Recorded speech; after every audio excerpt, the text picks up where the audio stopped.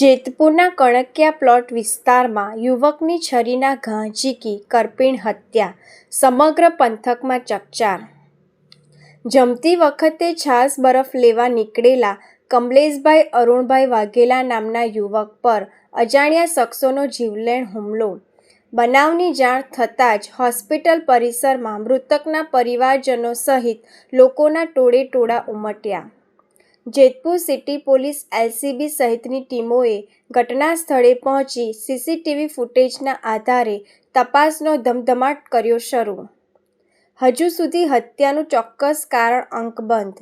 પોલીસે અજાણ્યા હત્યારાઓને ઝડપી પાડવા અલગ અલગ ટીમો બનાવી ચક્રો ગતિમાન કર્યા. જેતપુરના કણકિયા વિસ્તારમાં આજે બપોરના સમયે એક હત્યાનો બનાવ બનવા પામેલ છે, જેમાં મરણ જનારનું નામ કમલેશ અરવિંદભાઈ વાઘેલા છે અને જે હત્યા કરનાર છે તેનું નામ જયંતભાઈ કાળુભાઈ વાઘેલા છે. મરણ જનાર છે તે આરોપીની માતા સાથે મૈત્રી કરારથી રહેતો હોય અને આરોપીના જે પિતા છે એ 10 વર્ષ પહેલાં ગુજરી ગયેલ હોય અને આરોપી રાજકોટ મુકામે રહેતો હોય. ત્યારબાદ એમની માતા છે એ આ આરોપી સાથે મૈત્રી કરારથી જેતપુર રહેતો હોય તે બાબતે તેને પહેલેથી મતદોષ હતું, જે બાબતે ત્યાંથી આવી અને આરોપી સાથે બોલાચાલી થયેલ હોય અને તેમને છરીના ઘા મારી અને તેમનું મોત નિપજાવેલ છે.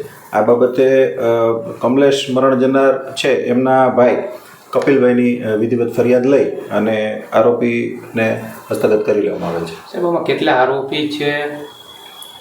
આરોપી અત્યારે એક આરોપી હસ્તગત કરવામાં આવેલ છે. તેની સાથે મદદગારીમાં અન્ય કોઈ આરોપી છે કે કેમ તેની પણ ચકાસણી થઈ રહી છે અને રેકી કરવા આવેલ હોય અને અન્ય કોઈ આરોપી આમાં ખુલ્લો પામશે તો તેમને પણ ધરપકડ કરવામાં આવશે.